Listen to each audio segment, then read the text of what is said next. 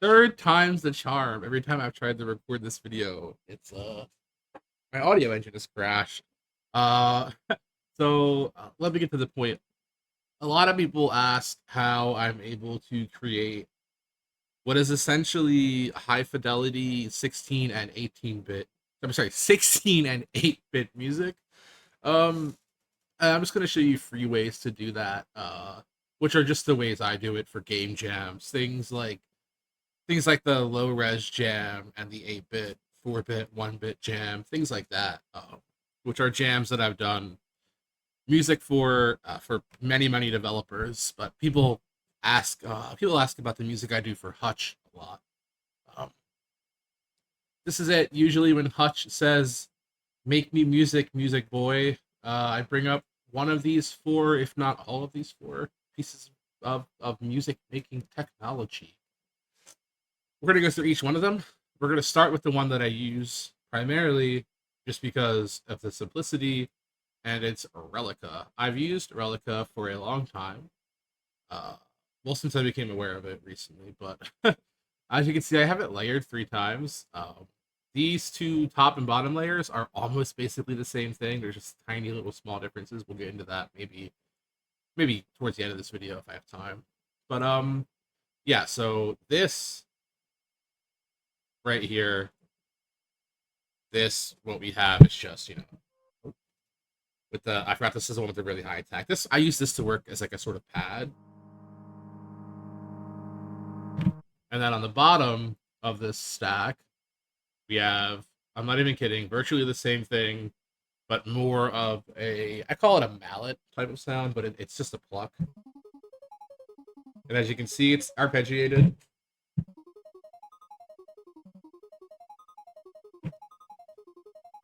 And typically what I would do is pan those left and right.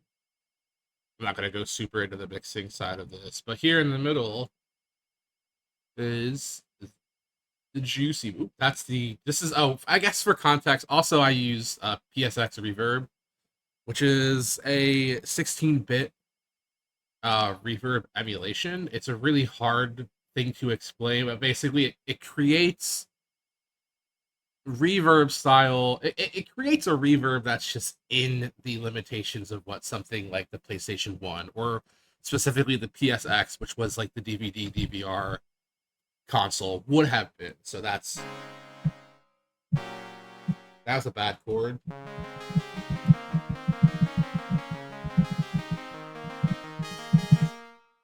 Now you get that. With all of them together, this is where it gets cool. With all of them together, you get these sort of like wondrous 8-bit era sort of whimsical little tunes.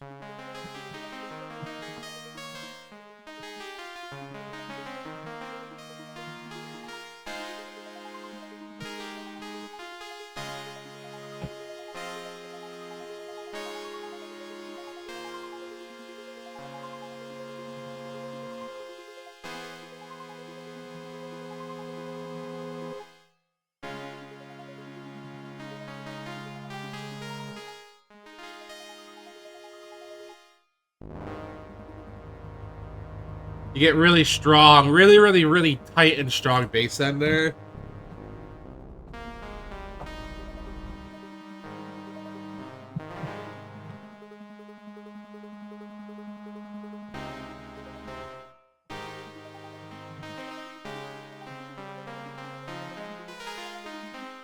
Yeah, that's Relica. I like it a lot. It's really more in depth than it seems, especially with things like the Bit Crusher, and just how tight you can really get with this dynamic.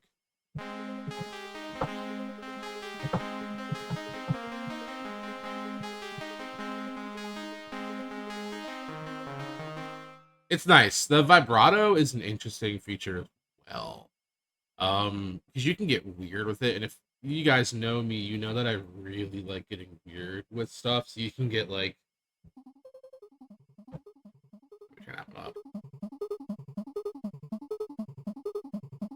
you can get weird with the vibrato.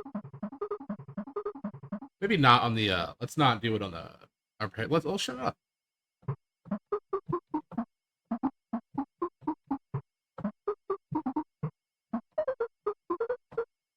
you get basically that super percussive-y Nintendo kind of style. And if you change the pulse width, you just get interesting. I feel like I'm going to say interesting a lot. You get really unique sounds out of it.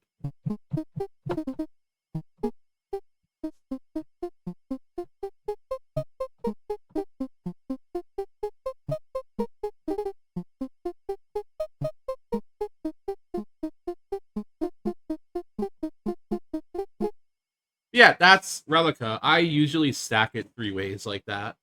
When I do stuff, just because it's easier for me to just say, all right, I need to make a swamp level, and then I have 3 layers, and then I go swamp level. What's a swamp level chord?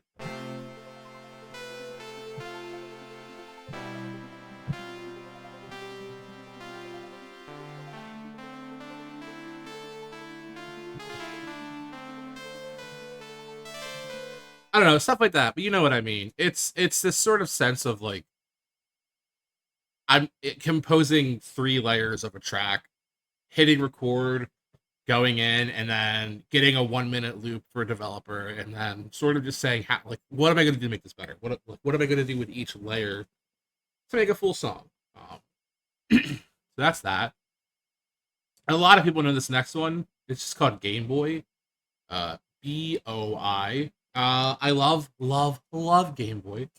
To keep it simple on this one, it's got a lot of really nice presets.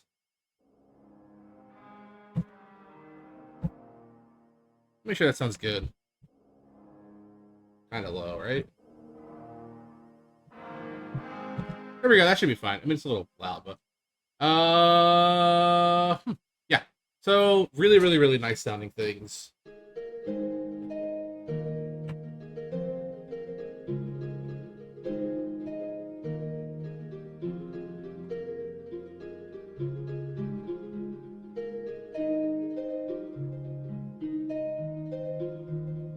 A lot of nice presets.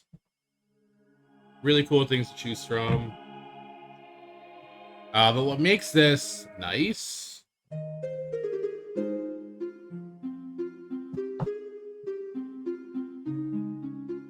What makes this nice is you have the ability to obviously do your presets, but it's sampler based. So we can take 2 different samples, power them on, or just one if you want.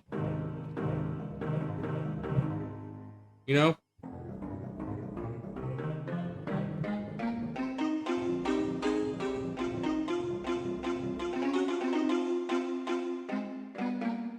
You just get this ability to just fully control what your sounds are going to be. And it's nice because not a lot of these keep it simple 8-bit, 16-bit plugins really let you get weird. I'm gonna keep saying weird a lot, but I love making weird sounds. So not a lot of them let you.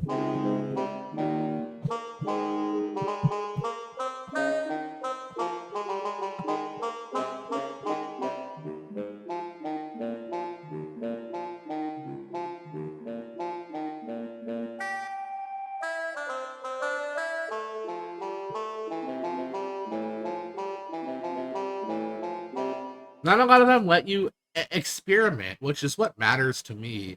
Being able to take sounds and regardless of if I have I keep saying 18, an 8 or 16-bit limit, I personally like to have the option to experiment. And if I don't have the option to experiment, obviously we have Relica, which I like the most. But if Relica's not your thing for whatever reason, NESVST is goated. Obviously, it has the 3 default channels, which are totally fine. Your square, your triangle, and your noise. But what it basically is it is a full replication of that 2A03 noise chip. It is the exact same thing.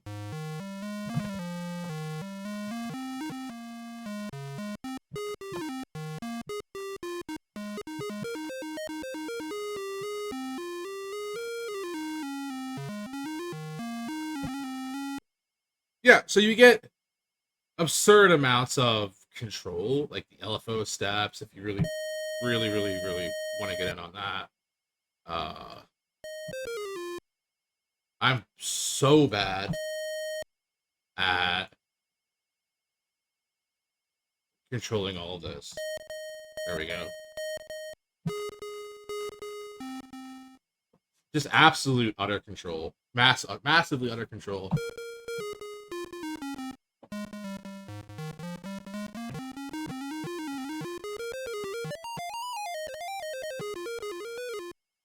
Just absolutely so much going on. You can just draw in and drag how you want things to go. We're gonna keep everything super silly here.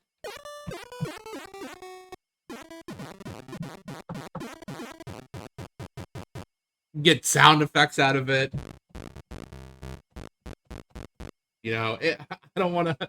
I don't want to sell this as the next big thing ever. Uh, but a lot of people do say like, well, how can I get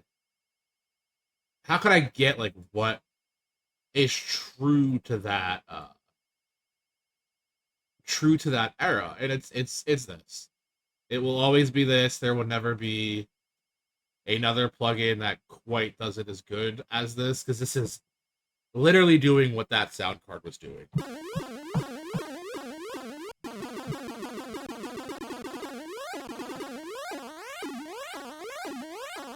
Isn't it cool?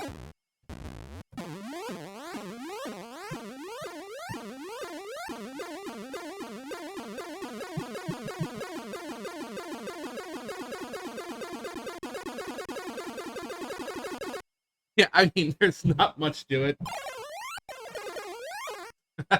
It's cool, and then you can, obviously, like, reverse everything. Get that sort of, like, Space Invaders kind of thing going. There's so much you can do with this program. It's insane. I rarely use it outside of rare occasions. Like, if for whatever reason, like I said, if for whatever reason I am doing like a really weird sound work on something, I will open this up, and just make weird sounds. I can make weird sounds all day. But that's that. And then the last one we have, which is probably the most well known out of all of these, is just Bitflip. State Machine's Bitflip. This is an absolutely unhinged piece of software. Uh, insane, insane sounds out of this thing.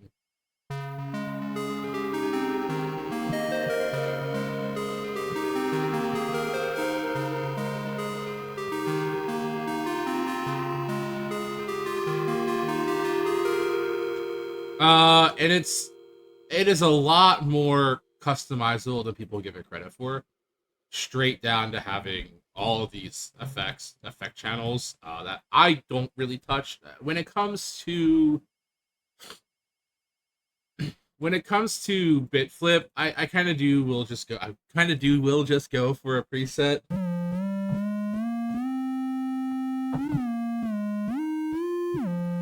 And then maybe every once in a while I'll get in here and I'll super awkwardly fine tune. If I really have to. Which isn't a lot. I rarely ever fine tune this stuff.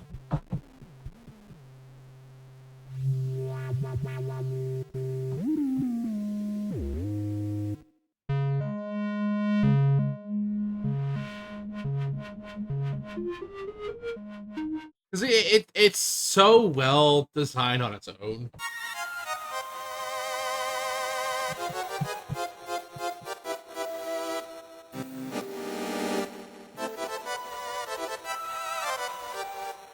That there's just so much you can get out of just the default presets.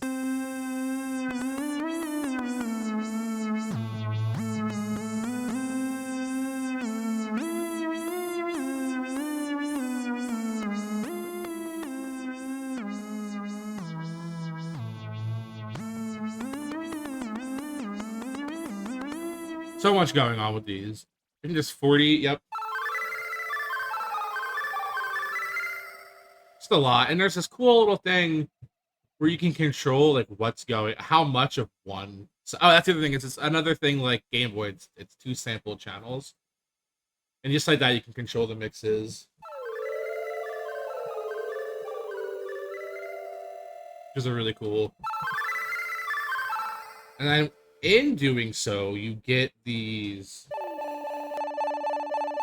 little channels here, which are very cute. And these are just your effects channels. You can turn everything on, I guess. There's just a lot going on with these. There's an absurd amount of things to do in this little chaotic box that is Bitflip.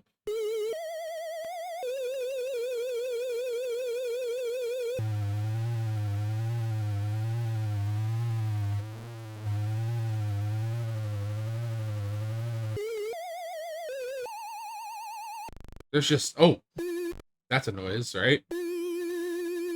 Ugh. There's just so much happening. And it's just so much going on in this. I don't really ever touch the MIDI channel or the audio channel. You can if you want. It's just not worth it over just messing with things in here. But yeah, it's just fun. But yeah, like I said, when it comes to what I do, it's Relica. It'll always be Relica for me. That's my reverb channel. It'll always be Relica on 3 layers.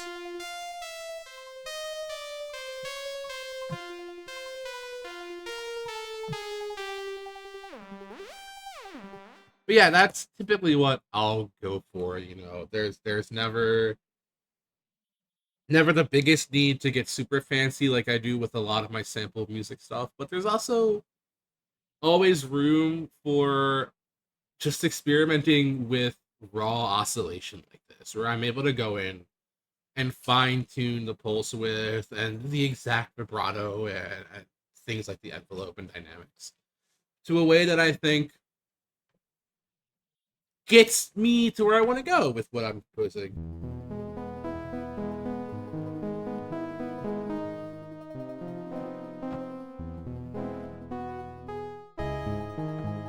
You know?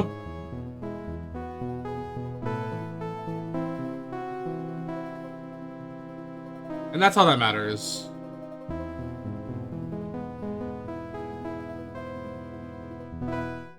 Yeah, that's it. People have asked a lot, and that's really all there is to it. I kind of just use one of these 4 plugins, if not just opening up Omnisphere. Or just sometimes, here's the crazy thing, sometimes I'll open up Amigo or just the sampler here, like the Bitwig sampler, and sometimes this is a cheat code. Sometimes I'll just sample old music. I'll just take an old video game song, chop it, slice it, and then just make something from that. Rarely will I ever do that if it's for a commercial thing like a game jam. But for my own stuff I will. I always credit stuff like that. You know, if you ever like go and listen to my music, you will 100% see all the weird things I sample. But that's that. People have asked, here it is. This is how I get a lot of the 8-bit, 16-bit, 1-bit game jam kind of sounds. So yeah, feel free to download any of these. They'll be in the description. So thank you guys. So